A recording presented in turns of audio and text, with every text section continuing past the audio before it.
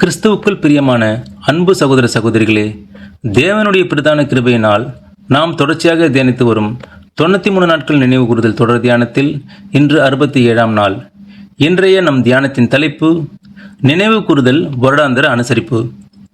அன்பான சகோதர சகோதரிகளே, ஒரு தேசம் தனது சுதந்திர தினத்தை ஆண்டுதோறும் எப்படி கொண்டாடுகிறதோ அதே போல்தான் வருடா வருடம் கர்த்தர் இயேசுவினுடைய மரணத்தை நினைவு கூறும் நாளே கர்த்தருடைய நினைவு கூறுதல் ஆகும். இது தினசரி செய்யும் ஒரு சடங்கோ அல்லது வாரந்தோறும் செய்யும் ஒரு பழக்கமோ அல்ல.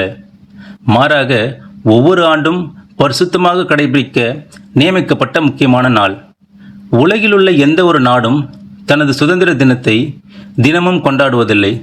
அப்படி தினமும் கொண்டாடி அந்த நாளின் மதிப்பை குறைப்பதும் இல்லை. ஆண்டுதோறும் கவனம் செலுத்தி அது தேசத்தின் குடிமக்களை குடிவரை செய்து தேசபக்தியை புதுப்பிக்கிறது. அடுத்த தலைமுறை இளைஞர்களுக்கு அந்த நாளின் மதிப்பை கற்பிக்கிறது. அதேபோல் கர்த்தருடைய நினைவு கூறுதல் நாள் ஆண்டுக்கு ஒரு முறை வரும்போது அது நம்முடைய அர்ப்பணிப்பையும் உடன்படிக்கையையும் புதுப்பிக்கிறது. கிறிஸ்துவின் மீட்கும் பொருள் எனும் மாபெரும் சத்தியத்தின் மீது நம் கவனத்தை ஆழமாக பதிக்கிறது. நமது ஆண்டவராகிய இயேசு கிறிஸ்து லூக்கா 22ஆம் அதிகாரம் 19ஆம் வசனத்தில் என்னை நினைவு கூறும்படி இதை செய்யுங்கள் என்று சொன்னது அவர் தாம் காட்டிக் கொடுக்கப்பட்ட அன்று ராத்திரியில் நினைவு கூறும்படி செய்யுங்கள் என்று சொல்லி நினைவு கூறுதலை ஏற்படுத்தினார். அவர் வருமளவும் அவருடைய மரணத்தை தெரிவிக்கிறீர்கள் என்று அப்போஸ்தலர் பவுல் சொன்னது அது பழைய ஏற்பாட்டு பஸ்காவின் ஆண்டு முறைமையை பின்பற்றியே சொல்லப்பட்டது. பழைய ஏற்பாட்டில் பஸ்கா என்பது என்றென்றைக்கும் நிலைநிற்கும் ஒரு நியமமாக ஆண்டுக்கு ஒரு முறை ஆசரிக்கப்பட வேண்டும் என்று தேவன் கட்டளையிட்டிருந்தார்.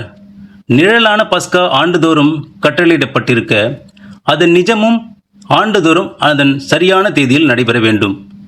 ஒரு கிறிஸ்தவன் தனது தினசரி வாழ்க்கையில் ஒவ்வொரு நிமிடமும் கிறிஸ்துவை நினைவு கூற வேண்டும். ஆனால் ஆண்டு நினைவு கூறுதல் நாள் என்பது ஒரு விசேஷித்த கவனம் செலுத்தும் நாளாகும். ஒரு குடிமகன் தினமும் தன் தேசத்திற்கு உண்மையாக இருப்பது போல நாம் தினமும் கிறிஸ்துவுக்கு உண்மையாக இருக்கிறோம். ஆனால் சுதந்திர தினம் எப்படி ஒரு தனித்துவமான கொண்டாட்டமோ அதே போல இந்த நினைவு கூறுதல் நாள் நம்முடைய சுய பரிசோதனையின் உச்சகட்ட நாளாக இருக்கிறது. இந்த நாளில் நாம் நம்முடைய ஆவிக்குரிய நிலையை மிகவும் தீவிரமாக ஆய்வு செய்கிறோம். யாத்திராகமம் 12ஆம் அதிகாரம் 14 மற்றும் 24 வசனத்தில் பஸ்காவை அனுசரிப்பது ஒரு நித்திய கட்டளை என்று சொல்லப்பட்டுள்ளது. கர்த்தர் இயேசு அந்த நிழலை நிறைவேற்றி அதற்கு பதிலாக நிஜமான இந்த நினைவு கூறுதல் நாளை தொடங்கினார். இதை அடிக்கடி அல்லது தினமும் செய்வது அதன் பரிசுத்தத்தையும் மரியாதையையும் குறைத்துவிடும். ஒரு தேசம் தினமும் சுதந்திர தினத்தை கொண்டாடினால் அது எப்படி சலிப்பை தருமோ அதேபோல் இதுவும் மாறிவிடக்கூடாது.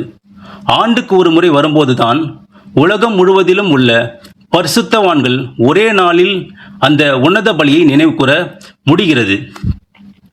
நாம் பங்கெடுக்கும் நினைவு கூறுதல் கிறிஸ்துவின் ராஜ்யம் கண்ணுக்கு தெரிகிற விதமாக ஸ்தாபிக்கப்படும் வரை ஆண்டுதோறும் கர்த்தருடைய மரணத்தை உலகிற்கு அறிவித்துக் கொண்டே இருக்கும். நாம் கேட்ட இந்த சத்தியத்தை நம்முடைய இருதயப் பலகையில் எழுதி கொள்வோமாக. தேவ கிருபையும் இரக்கமும் தொடர்ந்து ஒவ்வொரு நாளும் நம்மை வழிநடத்துவதாக. அன்பு சகோதர சகோதரிகளே, நமது 93 நாட்கள் தொடர் தியானத்தில் நாளைய நமது தியானத்தின் தலைப்பு பாத்திரத்தில் பங்கு, முழு அர்ப்பணிப்புக்கான ஒரே அழைப்பு.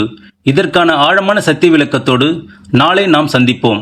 கிறிஸ்துவுக்குள் பிரியமான சகோதர சகோதரிகளே, இதுபோன்ற அநேகம் ஆழமான சத்தியங்களை முழுமையாக பார்க்க நமது சத்திய கருவூலம் யூடியூப் சேனலை சப்ஸ்கிரைப் செய்து பயன்பெறுங்கள்.